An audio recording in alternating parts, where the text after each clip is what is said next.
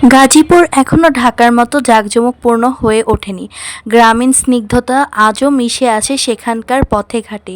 দিবার কোলাহল স্থিমিত হয়ে এলে নিশি জুড়ে নেমে আসে নীলচে নিস্তব্ধতা। আঁধারের মাঝে শ্যাম গাছপালার ফাঁকে ফাঁকে জ্বলে নিভে জোনাকির আলো। অন্ধকারের বুকে তারাই হয়ে ওঠে এক টুকরো প্রদীপ। তবে গাজীপুরের বুকে, এই শহরে আজ নেই কোনো নিস্তব্ধতা। রাতটুকু মোটেও নিস্তরঙ্গ নয়। সমগ্র শহর মেতে উঠেছে শিকদার বাড়ির একমাত্র মেয়ে মোহনার বিয়ের উৎসবে। দোতলা বাড়ির আলোয় ঝলমল করছে সমস্ত নগর। উৎসবে মেতে উঠেছে নগরবাসী। সম্পূর্ণ শিকদার বাড়ি আজ হাসি ও ব্যস্ততায় পরিপূর্ণ। ছাদে সাজিয়ে রাখা ফেরি লাইটগুলো মৃদু হাওয়ায় দুলছে, দ্যুতি ছড়িয়ে দিচ্ছে চারিদিকে। হলদে, সাদা, লাল, নীল আলোয় আলোকিত হচ্ছে চারদিক।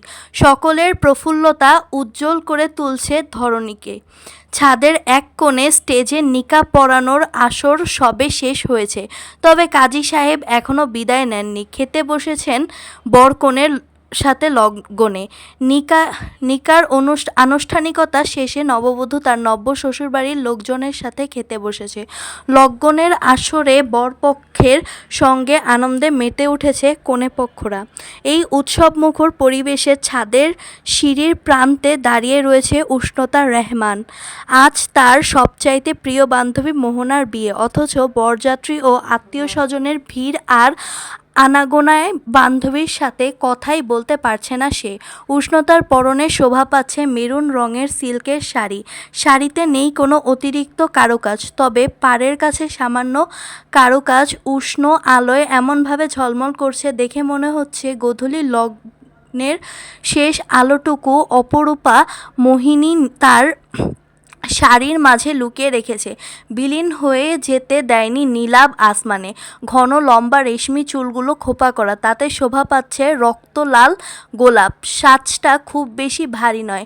তার কায়ায় স্বাভাবিক কোমলতা সাজের আড়ালে বিলীন হয়ে যায়নি, তবে তার কোমল মুখশ্রীতে শোভা পাচ্ছে না কোনো স্নিগ্ধতা। কোমল মুখশ্রী বিতৃষ্ণায় পরিপূর্ণ। খাবারের টেবিলের কাছে জনমানবের ভিড়ে ধাক্কা লেগে সে পড়ে গিয়েছিল। সেই থেকেই শাড়ির কুচিগুলো এলোমেলো হয়ে গিয়েছে। তারপর লোক সমাগমের হিড়িক পেরিয়ে এক কোণে আসতে কুচিগুলো আরও খানিকটা এলোমেলো হয়ে গিয়েছে। বেসামাল কুচিগুলো সামলাতে সে বড়ই হিমশিম খাচ্ছে। মাকে একবার ডেকেছিল, কিন্তু সে আন্টি সমাজের সাথে কথোপকথনে ব্যস্ত। উষ্ণতা নিচের দিকে তাকিয়ে বিরক্তিতে ঠোঁট বাঁকিয়ে ফেলল। ধুর, ব্যাঙ। সিঁড়ির কোণে তিমিরে আরেকবার চেষ্টা করলো কুচিগুলো ঠিক করতে, কিন্তু ব্যর্থ হলো। সম্পূর্ণভাবে নতুন করে আবার পড়তে হবে, এভাবে হবে না। নিজের ওপরেই খানিকটা বিরক্ত হয়ে দীর্ঘশ্বাস ফেলল। ব্যাঙের ছাতা। মোহনার কক্ষে গেলে হয়তো সেফটি পিন পাওয়া যেত, কিন্তু সেখানে গেলে আবারও জনসমুদ্রে সাঁতার কাটতে হবে। ছাদ ও দোতলার তুলনায় নিচতলায় তুলনামূলক নির্জন। খুব বেশি ছায়াময় প্রশান্তি না থাকলেও হইচই নেই। দক্ষিণের দিকটা প্রায় ফাঁকা। দক্ষিণা বাগানে কয়েকজন বয়োজ্যেষ্ঠ খোশ গল্পে মেতে উঠেছেন। তাদের কণ্ঠস্বর বারান্দা পেরিয়ে ভেতরেও শোনা যাচ্ছে। উষ্ণতা বুঝল যে তারা রাজনীতি নিয়ে কথা বলছে। এই দিকটাতে অতিথিদের আনাগোনা নেই বললেই চলে। উষ্ণতা ধীর পায়ে বারান্দায় প্রবেশ করল। চোখ পড়ল বারান্দার ডান দিকে রাখা ওয়াশরুমের ওপর। ভেতরে হয়তো কেউ আছে। থাক, উনি বের হোক, আমি একটু বসি। সামনে থাকা মোড়াটায় উষ্ণতা বসে পড়ল। আবার চোখ পড়ল নিজের শাড়ির দিকে। নিজের দিকে তাকাতে তার অসহ্য লাগছে। উষ্ণতা বুঝতে পারল যে শাড়ির আঁচল আটকে রাখার সেফটি পিনটা কোথায় যেন খুলে পড়ে গিয়েছে। ব্যাঙের মাথা, কিছুই ভাল লাগে না। যদি সে নিজের হ্যান্ড ব্যাগের ভেতর খুঁজতে লাগলো। ভাগ্যক্রমে একটা সেফটি পিন পেয়েও গেল। ভেতরে ঢোকার সময় বারান্দার দরজা আটকে দিয়েছিল সে। এদিকটায় এখন তেমন কেউই নেই। আবারও গেটটা দেখে নিল। ছিটকিনি ভালো করেই দেওয়া, আঁচলটা একপাশে সরিয়ে কুচিগুলো সম্পূর্ণ নতুনভাবে ভাঁজ করতে লাগলো। ভাঁজ ধরে আবার অন্য হাতে সেগুলোকে সমান করতে লাগলো সে।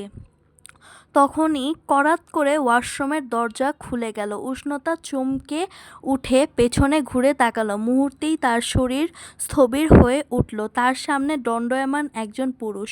সম্পর্কে সে মোহনার ভাই। পরনে শোভা পাচ্ছে সাদা পায়জামা, উদুম গায়ে দাঁড়িয়ে আছে সে। হয়তো এই রাতের বেলায় গোসল করেছে। কারণটা ঠিক উষ্ণতা ঠাউর করতে পারল না। অবশ্য সে ঠাউর করার পরিস্থিতিতেও নেই। দুজনের চোখাচোখি হতেই কয়েক মুহূর্তের জন্য থমকে গেল একে অপরে। পরক্ষণেই তৃষ্ণরাজ শিকদার নিজের চোখ ফিরিয়ে নিল উষ্ণতার থেকে। উষ্ণতা পেছনে ঘুরে গিয়ে কোনো মতে নিজেকে শাড়ির মাধ্যমে আবৃত করলো। শাড়ি পরার কোনো নিয়ম নীতি ছাড়াই গায়ে কোনো মতে পেঁচিয়ে নিল। তখনই লোডশেডিং হলো। আমাবস্যার ন্যায় হয়ে উঠল চারদিক। উষ্ণতা ভয়ে চিৎকার করে উঠল, আল্লাহ বাঁচাও! তৃষ্ণ ফিস ফিস করে হুঁশিয়ারি দিয়ে বলল, আস্তে। এভাবে চেঁচামেচি করলে লোকে আমায় জেফ্রি এপস্টিন ভাববে। উষ্ণতা জলদি দরজার দিকে এগিয়ে গেল। দ্রুত ছিটকিনি খুলতে চাইল, কিন্তু পুনরায় লোহার জম পড়ে যাওয়ায় উষ্ণতা তা খুলতে সক্ষম হলো না। সে কাতর কণ্ঠে বলে উঠল, আমি পারছি না, আপনি একটু দেখুন না। তৃষ্ণ এগিয়ে গেল দরজার পানে। ছিটকিনি খোলার চেষ্টা করলো, কিন্তু সক্ষম হলো না। আরেকটু জোর প্রয়োগ করতেই ছিটকিনির বাঁকা অংশটা অদ্ভুতভাবে ভেঙে গেল। সে হতবিহ্বল হয়ে বলল, সাবাস, আমি তো দেখছি আয়রন ম্যানের থেকেও বেশি শক্তিশালী। 2 আঙুল দিয়েই লোহার টুকরো টুকরো করে ফেললাম। উষ্ণতা কপাল চাপড়ে বলল, ছাই, এখন আমরা বেরোবো কী করে? উষ্ণতা বারান্দার শেষ প্রান্তে গিয়ে চিৎকার করতে লাগলো, হেল্প হেল্প, কেউ আছেন? বাঁচান আমাদেরকে, প্লিজ বাঁচান। কি করছেন কি? ডাকছি, প্লিজ থামুন, আমি মোহনাকে কল করছি। অন্য কেউ ভুল ভাবতে পারে। উষ্ণতা আর্দ্র কণ্ঠে বলে উঠল, আপনার কোনো একটা বন্ধুকে আসতে বলুন না। তৃষ্ণ ঘুরে তাকালো নিজের বোনের বান্ধবীর পানে। বলতে ইচ্ছে হলো, আপু, আপনার ব্রেন হয়তো পথে ঘাটে কোথাও একটা খুলে পড়ে গিয়েছে। কাজিন বা বন্ধুদের ডাকলে তারা এই পরিস্থিতিতে আমাকে নিয়ে কী পরিমাণ খিল্লি ওড়াবে সেটা কি আপনার বোধগম্য হচ্ছে না? কিন্তু সে কিছুই বলল না। ছোট বোনকে কল করতে লাগলো। খুব আফসোস হলো কোনো একটা কাজিন সিস্টারের নাম্বার নেই বলে। নেহাতি কাজিনগুলো স্যাঁচরা প্রকৃতির, তাই তো কারোর সাথে ঠিক করে কথা বলে না। আজ কথা বলবে তো কাল তারা দাবি করবে যে সে তাদের অনাগত বাচ্চার বাবা। সে তার বোনকেই কল করতে লাগলো। তবে নববধূর কি সময় হবে ভাইয়ের কল রিসিভ করার? সে তো মেতে আছে হাজারো আনন্দের রঙিন বন্যায়। তাদের কণ্ঠ পেরিয়ে গেল দক্ষিণের বাগান অবধি। বয়োজ্যেষ্ঠরা উদ্বিগ্ন হয়ে পড়ল। এক একজনের উৎকণ্ঠিত স্বর শোনা গেল, মাইয়ার কান্দন হুনা গেল না? আরেকজন আগুনে ঘি ঢেলে বললেন, হ হ, চলেন তো দেখি কি হইছে। তৃষ্ণ উষ্ণতার পানে চাহিয়া রহিল। মেয়েটার জন্য তার বড্ড মায়া হচ্ছে। লজ্জায় মেয়েটার ঠিকঠাক নিঃশ্বাস অবধি নিতে পারছে না। আপনি রুমে চলে যান, আমি কিছু একটা ব্যবস্থা করছি। তৃষ্ণর কথা মতো উষ্ণতা তার ঘরে চলে গেল। তৃষ্ণ আবারও মোহনাকে কল করতে লাগলো। অন্ধকার ঘরে একে তো ঠিকঠাক করে কিছু দেখতে পাচ্ছে না, শাড়িটাও এলোমেলো, তার ওপর মেঝেতে পানি রয়েছে, ফলে পা পিছলে পড়ে গেল। ও মাগো, মরে গেলাম। ভেতর থেকে উষ্ণতার আর্তনাদ ভেসে আসতেই তৃষ্ণ এগিয়ে গেল সেই দিকটাতে। তবে পিচ্ছিল মেঝেতে পা পিছলে গেল তারও। হুমড়ি খেয়ে পড়ল উষ্ণতার গায়ের ওপর। বাইরে থেকে কয়েকজন মানুষের পায়ের শব্দ শোনা গেল। বাগানের দিকে থেকে এসেছেন কয়েকজন গণ্যমান্য বৃদ্ধ। তাদের নেতৃত্ব দিচ্ছেন এই গাজীপুর সিটি কর্পোরেশনের মেয়র কাদের মোল্লা। তার সঙ্গে মফিজ সাহেব, হাফিজ সাহেব সহ রয়েছেন আরও অনেকে। বারান্দার সামনে আসতেই তারা বুঝতে পারল যে ভেতর থেকে শব্দ আসছে। দরজা বন্ধ কেন? হাফিজ সাহেব সকলের পানে তাকিয়ে বললেন। কাদের মোল্লা সকলের উদ্দেশ্যে বলে উঠলেন, দরজা ভাঙো, দেহি তো ভিতরে কি হইতাছে। তার কথা মতো কয়েকজন যুবক এগিয়ে এলো এবং তাদের পেশি শক্তির ব্যবহার করে দরজা ভাঙার চেষ্টা করতে লাগলো। এতক্ষণে এই দিকটায় তৃষ্ণর বাবা ও কয়েকজন বন্ধুও চলে এসেছে। কিছুক্ষণের মধ্যেই তারা দরজা ভেঙে ফেলতে সক্ষম হলো ও সাথে সাথেই সবাই হুড়মুড়িয়ে ভেতরে প্রবেশ করলো। বারান্দা পেরিয়ে কক্ষে প্রবেশ করতেই মুরব্বীরা একসঙ্গে বলে উঠল, তওবা আস্তাগফিরুল্লাহ। ততক্ষণে জেনারেটরও চলতে শুরু করেছে। চারিদিকে আলো ছড়িয়ে পড়েছে। সবটা উজ্জ্বল, কিছুই ধোঁয়াশাময় নয়। উষ্ণতার সারি এতটাই এলোমেলো ছিল যে মেঝেতে পড়ার পর তৃষ্ণ নিজেও তাতে জড়িয়ে গিয়েছে। তার শাড়ি বুলবুলাইয়ার থেকেও অধিক রহস্যময়, যার গহীনে খুব বিশ্রীভাবে ফেঁসে গিয়েছে তৃষ্ণ। নিজেকে মুক্ত করার আর পথ পাচ্ছে না। এভাবেই দুজনে মেঝেতে লুটোপুটি খাচ্ছে। একে তো উষ্ণতার শাড়ির নাজেহাল অবস্থা, তার উপরে আবার তৃষ্ণর গায়ে কোনো বসন নেই। তাদের এই অবস্থা দেখে সকলে ছিছি করতে লাগলো। একজন মুরব্বী উষ্ণতার উদ্দেশ্যে বললেন, আম্মা, পোলাই কি তোমার লগে জোর জবরদস্তি করতেছিল? ভয়ে আর লজ্জায় উষ্ণতার কণ্ঠ রোধ হয়ে এলো। তবুও সে কাঁপা কাঁপা স্বরে না বলল। চারিদিকে সবাই ভেবে নিল নিশ্চয়ই তারা ব্যভিচারে লিপ্ত ছিল। জেনার মতো নিকৃষ্ট কাজ করছিল তারা। তৃষ্ণ কোনো মতে উঠে বসল ও নিজের বিছানা থেকে একটা চাদর টেনে উষ্ণতার উপরে ফেলল। সকলের উদ্দেশ্যে বলতে চাইল, চাচা, আপনারা যেমনটা ভাবতেছেন আসলে বিষয়টা তেমনটা না। কাদের মোল্লা গম্ভীর স্বরে বললেন, ধরা পড়লে সবাই এমনই কয়। মফিজ সাহেব কাদের মোল্লার কাছে এসে বললেন, এখন এর তো একটা বিচার করা দরকার। নিজেরা তো জেনা করতেছিল, হ্যাগো লিগা আমাগরও চোখে গুণা হইছে। পেছন থেকে কয়েকজন মুরব্বী বলতে লাগলেন, পোলাডারে ন্যাড়া কইরা দেন আর মাইয়াডার মুখে চুনকালি মাখেন।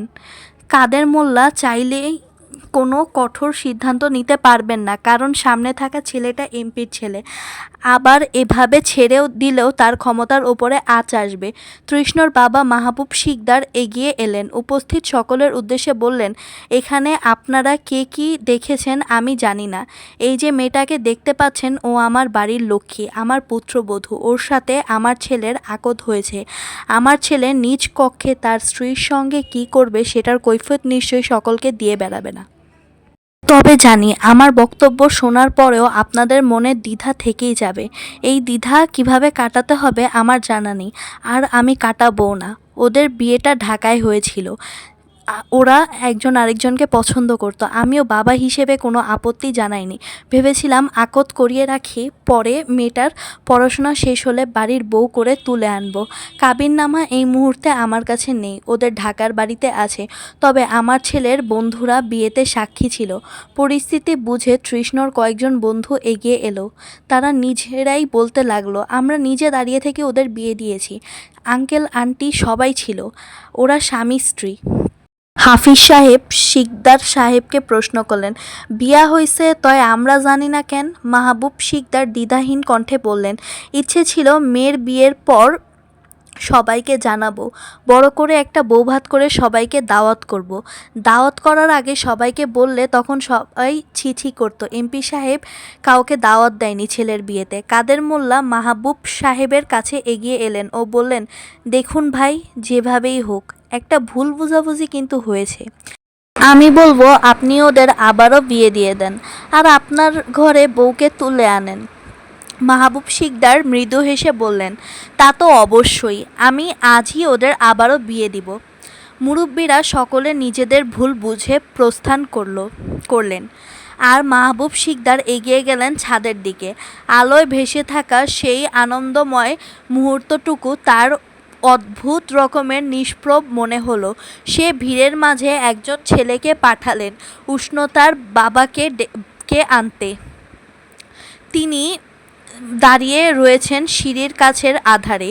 কিছুক্ষণের মধ্যেই উষ্ণতার মা বাবা এসে হাজির হলো। উষ্ণতার বাবা জহির রেহমান পেশায় একজন ব্যবসায়ী, স্বভাবে নীতিবান হিসেবেই খ্যাত।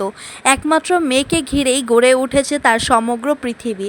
আর উষ্ণতার মা সারোয়া বেগম পেশায় একজন গৃহিণী, একমাত্র মেয়েকে ভীষণ আদরে বড় করেছেন।